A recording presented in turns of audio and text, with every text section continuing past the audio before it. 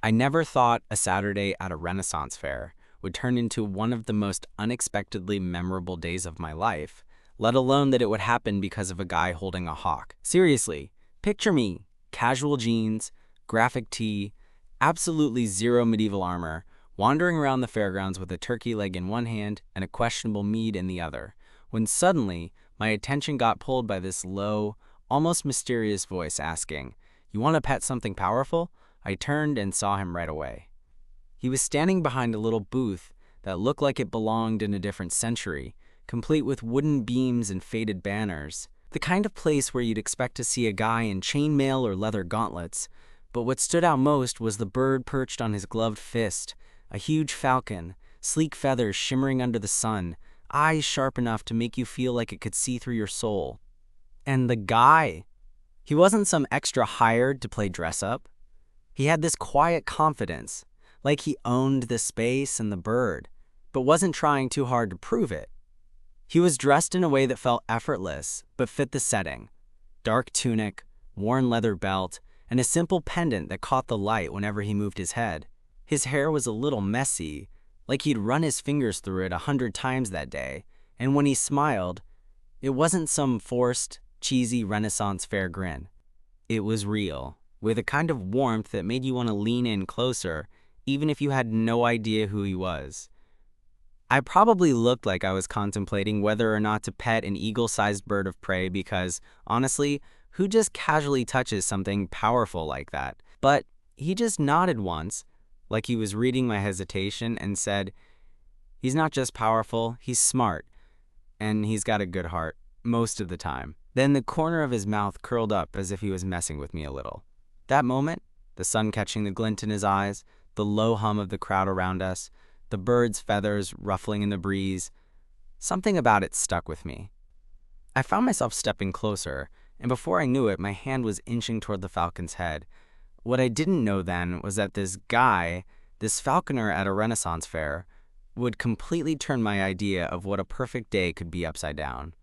And that somehow, between the medieval costumes, the smell of roasted almonds, and the piercing gaze of a bird built for the wild, I'd end up tangled in a story way bigger and more real than the fake world around us.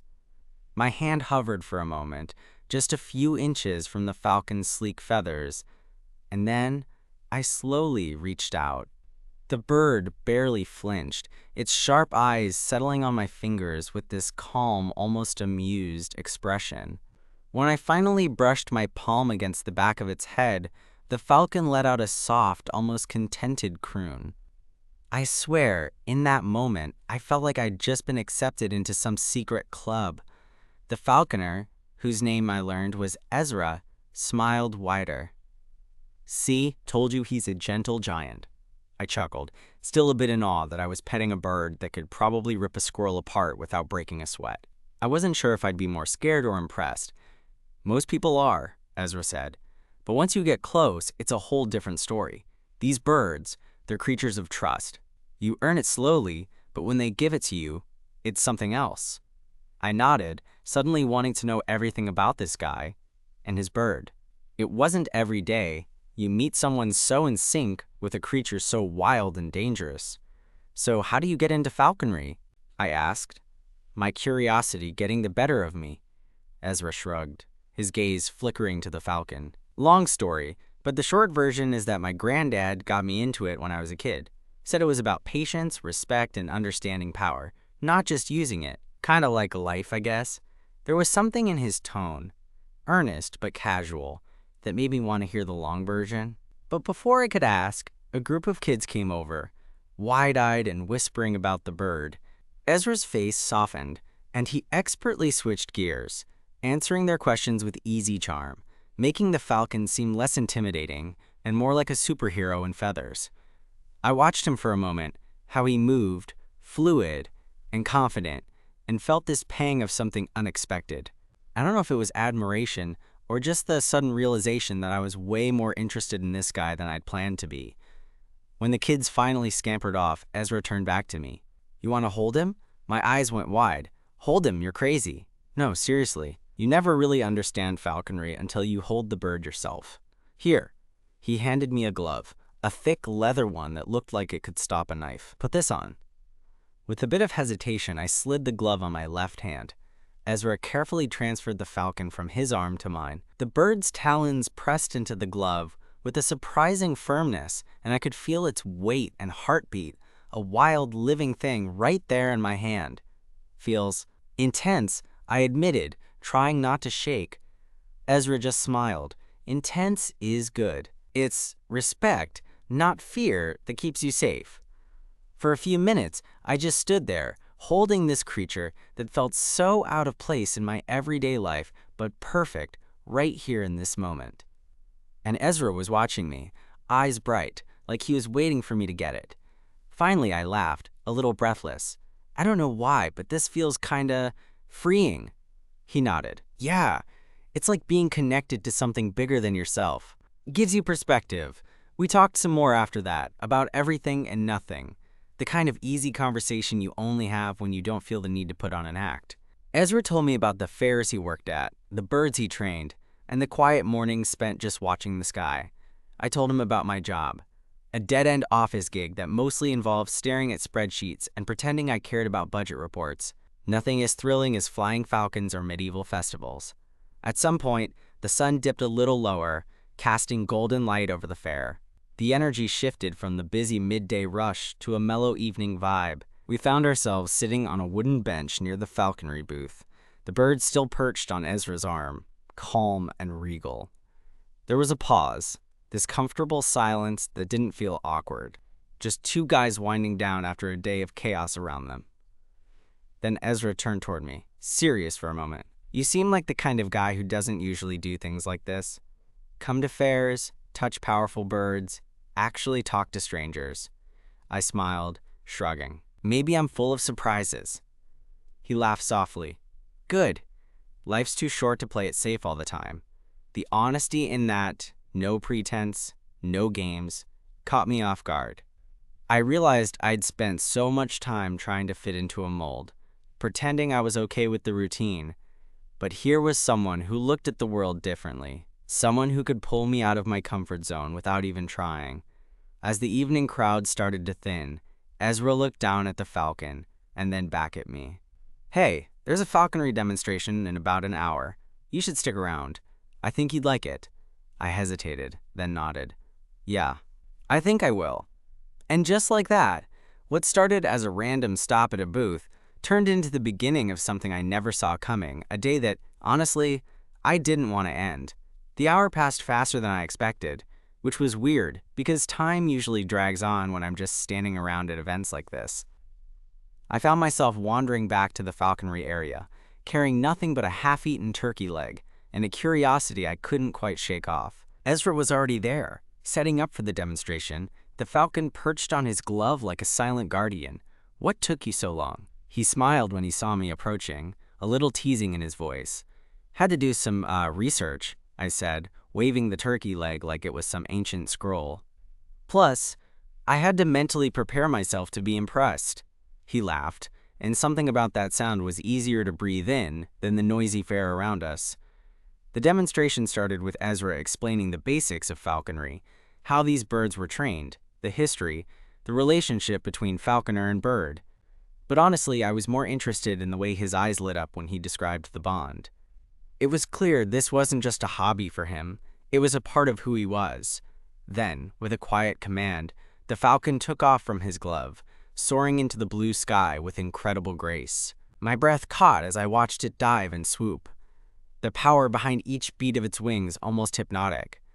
Ezra's voice narrating the movements made it feel like the bird was telling a story only he fully understood. When the falcon came back, landing softly on Ezra's outstretched arm, he looked at me and said, "Want to try calling him back?" I nearly laughed out loud. "You mean like whistle or something?" "Better," Ezra said, dipping into a pocket and pulling out a small leather whistle. "Here, it's how I get his attention." He showed me how to hold it and blow gently, and I tried, a little awkward at first. Then, out of nowhere, the falcon turned its head and locked eyes with me, almost like it knew what I was doing. I tried the whistle again, and the bird shifted on Ezra's arm, alert and ready. "Not bad," Ezra said, grinning. "You're a natural." That simple compliment hit me in a way I didn't expect. Maybe it was just the rare attention from someone who actually cared about what I was doing, or maybe it was the way Ezra made everything feel possible in that moment. After the demonstration, we walked around the fair together, the crowd a buzzing blur around us. Ezra told me about his life outside the fairs, how he studied wildlife biology, how falconry was a way to stay connected to something real in a world that often felt fake. I shared bits about my job, my apartment, the usual stuff that usually makes me sound boring. But Ezra didn't seem to mind. He listened like he wanted to know, not just making polite conversation. At one point, we stopped near a dunk tank where someone was trying to soak the fair's jester. Ezra watched for a second, then nudged me. "Want to give it a shot?" I raised an eyebrow. "Me? Throw a ball? Why not? Could be fun." I rolled my eyes but grabbed a ball anyway. Ezra's grin was infectious, and I found myself chuckling as I took aim. My first throw missed completely, like embarrassingly far off target, but Ezra cheered anyway. Hey, it's all about the effort. On my second try, I actually got the ball to hit the target, and the splash sent the jester tumbling into the tank, soaked and sparkling with laughter. Ezra clapped, and I felt this weird burst of pride, like I'd just won something way bigger than a dunk tank challenge. We kept wandering, and as the sun started to dip behind the trees, the fair took on a different feel. Warmer, quieter, like the day was winding down but not quite ready to end. We found ourselves near a small stage where musicians were setting up to play folk songs. Ezra looked at me and said, "You're staying for the music, right?" I hesitated. Part of me wanted to just head home, back to my usual routine, but then I looked at him. The way his smile softened in the fading light, the way things just felt different when he was around, and I surprised myself. "Yeah, I'm staying." We sat on the grass a few feet from the stage, the music starting low and sweet. Ezra leaned back on his hands, eyes closed, just soaking it in. I watched him for a minute, realizing I wasn't just interested in the falcon or the demonstration. I wanted to know him, the real him, beyond the leather gloves and the feathers.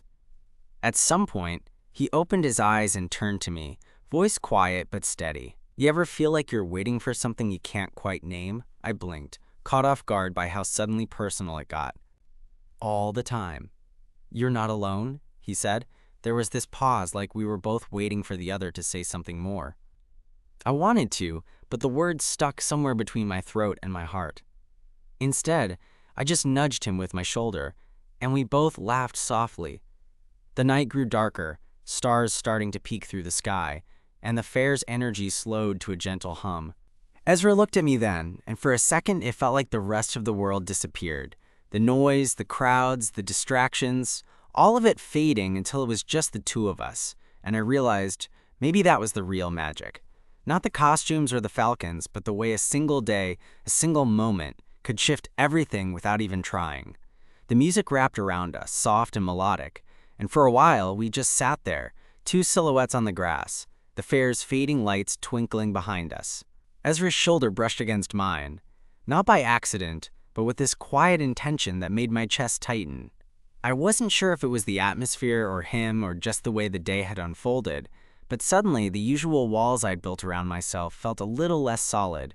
So I said, breaking the silence, "I don't think I ever asked, what's your falcon's name?" Ezra smiled, a slow, easy grin that made his eyes crinkle at the corners. "This guy right here is called Odin." Odin, like the Norse god. Somehow it fit, a powerful, wise creature with an edge of mystery.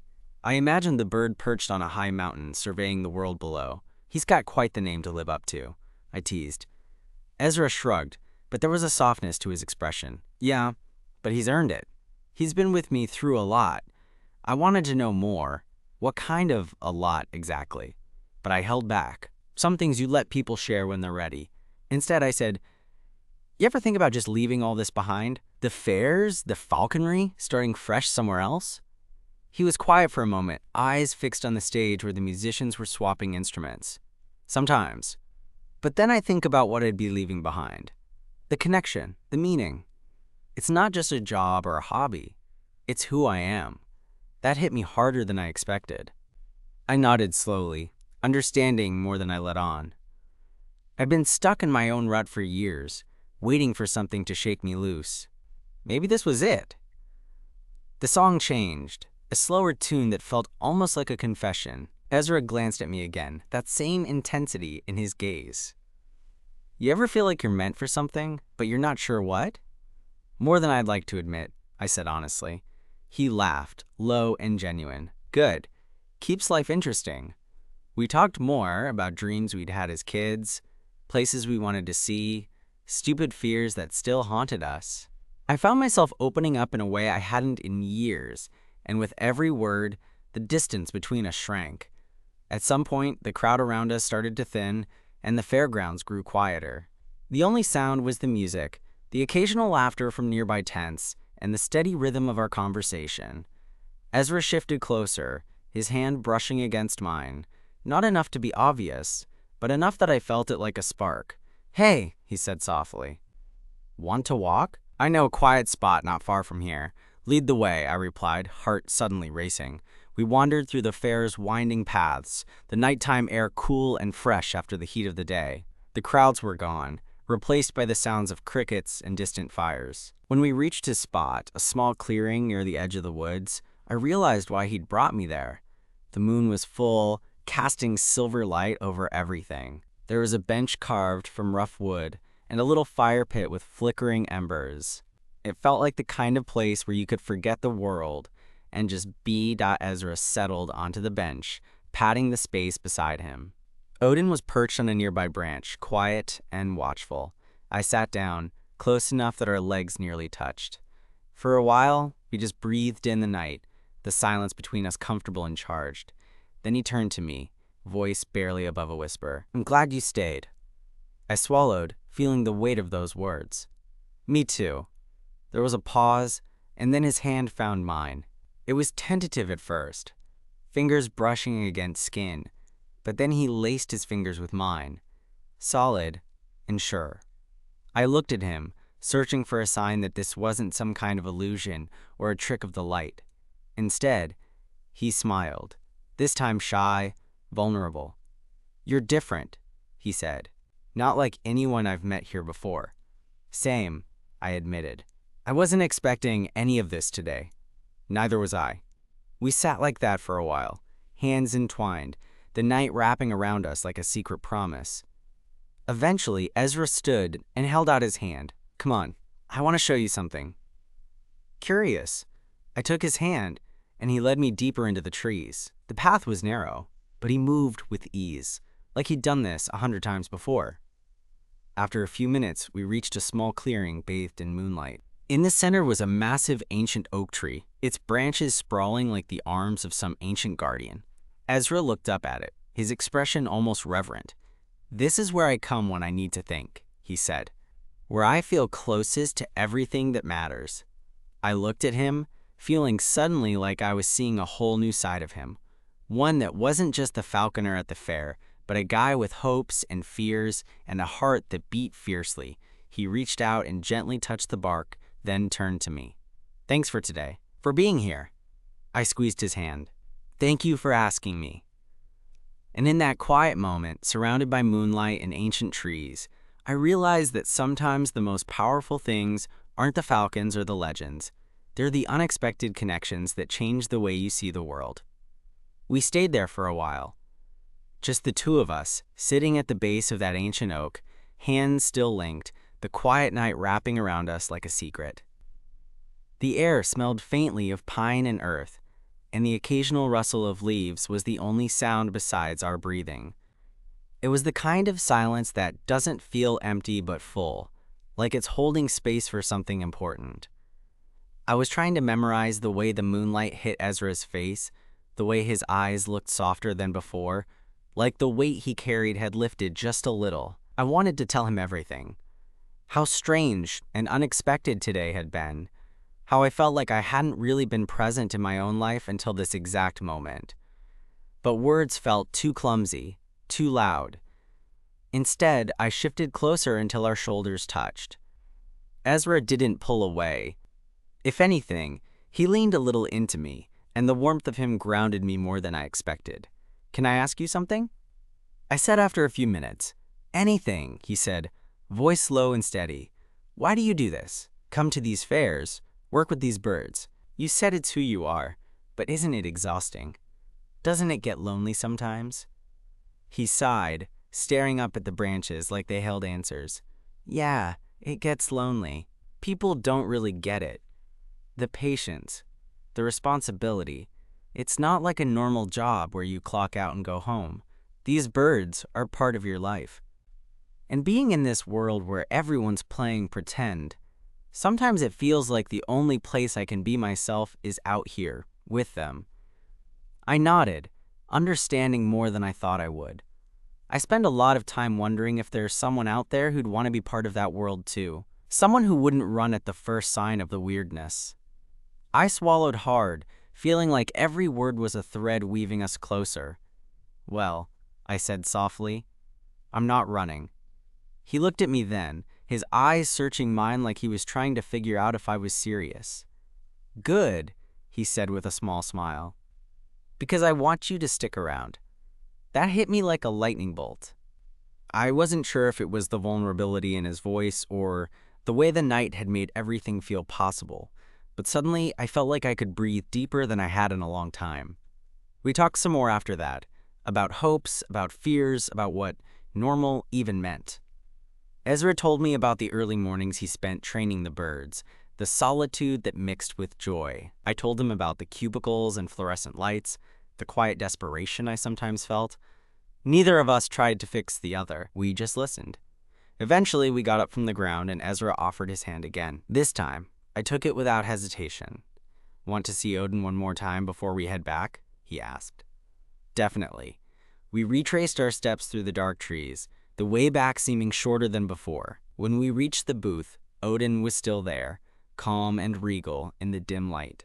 Ezra lifted him carefully, and I could see the familiar connection between them, the trust, the respect. You want to say goodnight? Ezra asked, handing me the glove again. I slid it on and held my hand out. Odin hopped over instantly, talons gripping gently, and I felt that same thrill from earlier, the raw power and grace in my palm. Ezra watched me with a quiet smile, and I realized I didn't want this night to end. Not just because of the falcon or the fair, but because of him. Thanks for today, I said, meeting his eyes. For what? He asked, fake innocence in his tone. For taking a chance on me. He chuckled, shaking his head. You're the one who showed up. We stood there for a moment, the falcon perched between us like a silent witness. Then, just as I was about to say something else, Ezra leaned in slightly.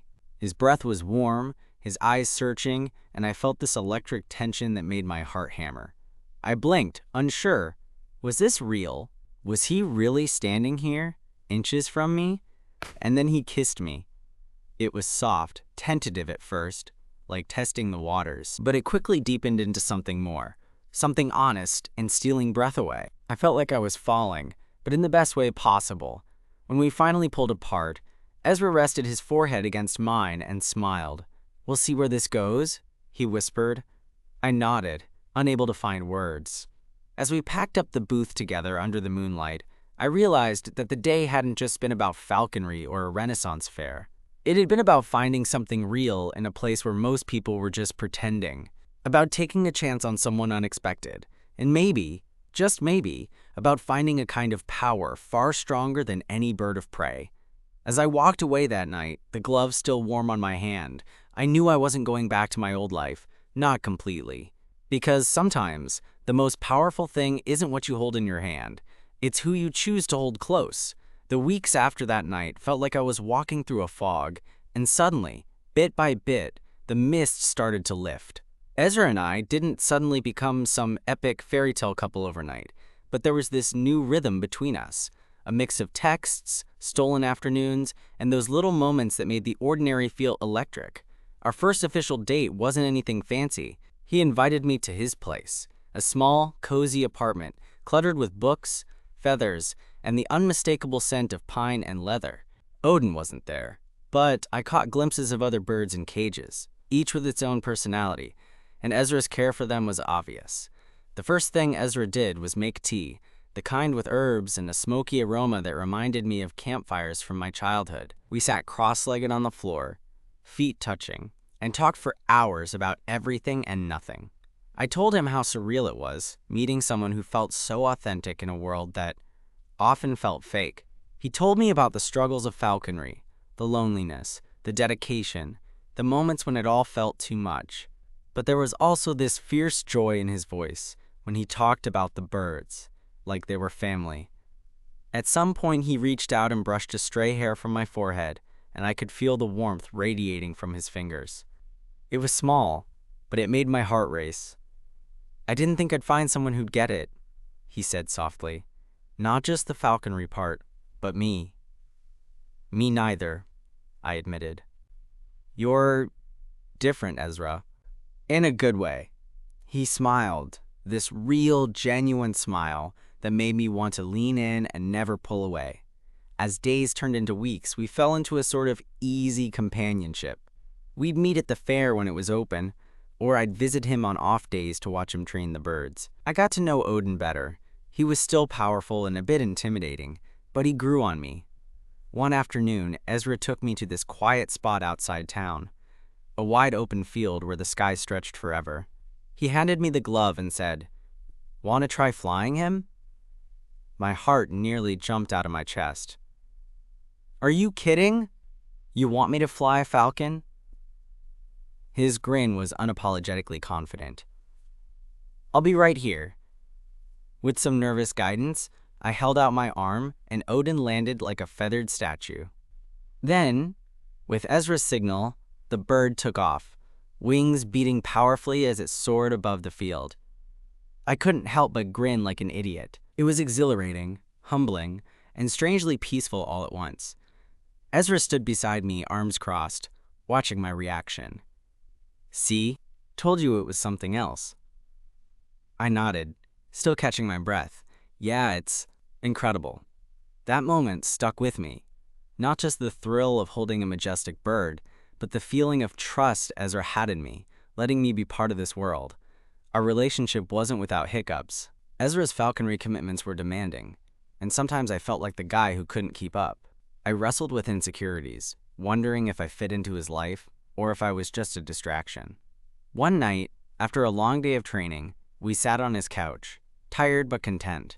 I blurted out, "Does this, us, do you think it really has a future? I mean, I'm not exactly your usual type of person." He looked at me, serious and unwavering. "You're not just my type. You're the person I want to be with. That's what matters." Hearing that was like a weight lifting off my chest. For the first time, I felt like I wasn't pretending to be someone. I wasn't just to be loved.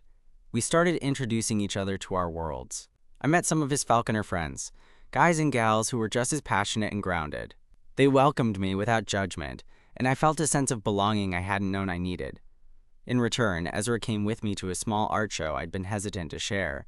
He stood by my side, genuinely interested, and afterward, we grabbed coffee and talked about dreams we'd shelved away. One evening, as the leaves began to turn amber, we found ourselves back at the old oak tree, the one I'd come to think of as our spot. The air was crisp, and the sky was a canvas of stars. Ezra pulled me close, his breath warm against my neck. "You know," he said quietly, "I was scared to open up like this, to let someone in." I tilted my head, heart pounding. "But you make it easy," he continued. "You make me want to believe in something real." I smiled, feeling a rush of something I can only describe as hope. Me too. That night, as we sat beneath the ancient oak, I realized that love, it's not always dramatic or earth-shattering. Sometimes it's quiet moments like this. A falcon's steady gaze, a hand finding yours in the dark, the feeling that, finally, you're not alone. Ezra squeezed my hand, ready for whatever comes next. I looked up at the stars, feeling like maybe, just maybe, I was. "Yeah," I said. "I'm ready." Sitting there with Ezra beneath that old oak tree, I felt a quiet kind of peace settle over me, something I hadn't known I was missing until that moment. The way his fingers intertwined with mine, steady and sure, felt like the most natural thing in the world. No grand declarations, no wild promises, just two people choosing to be present with each other, right here, right now. We sat side by side for a long time, watching the stars blink awake in the darkening sky. It was the kind of silence that wasn't empty, but full of everything we hadn't said yet. I thought about the falcon, Odin, and how he trusted Ezra completely, how rare and beautiful that kind of trust was. And somehow, I felt that same trust growing between us, fragile and tentative, but real. Ezra shifted slightly and whispered, "You've changed things for me." His voice was soft, almost shy. I smiled, squeezing his hand. "You changed things for me too." In that moment, I realized the fair, the falconry, even meeting Ezra. It all wasn't some random accident. It was a turning point. A reminder that life doesn't always come wrapped in neat packages. Sometimes it comes in unexpected encounters, in quiet afternoons, and people who see you when you didn't think anyone was looking. We didn't need fireworks or sweeping gestures. Our connection was built on those small moments. Shared smiles, late-night talks, the way Ezra's eyes crinkled when he laughed, the way my heart sped up when he reached for me. Eventually we stood and walked back toward the fairgrounds, the night cool and calm around us. Ezra slipped his arm around my shoulders, and I leaned into him without hesitation. For once, I wasn't worried about what the future held or if I was making the right choice. I just trusted that whatever came next, we'd face it together. As we passed the fading lights of the fair, I thought about how much had changed in just a few weeks. The way a simple question about petting something powerful had led me here. To this. To him. And maybe that's the real kind of power, the kind that doesn't roar or shine, but whispers quietly and stays with you long after the day is done. I glanced at Ezra and smiled. "So, same time next week?" He laughed softly. "Absolutely." Walking away, I felt lighter than I had in years. Because sometimes, the best stories don't start with a bang. They start with a falcon, a gentle question, and a hand willing to hold yours.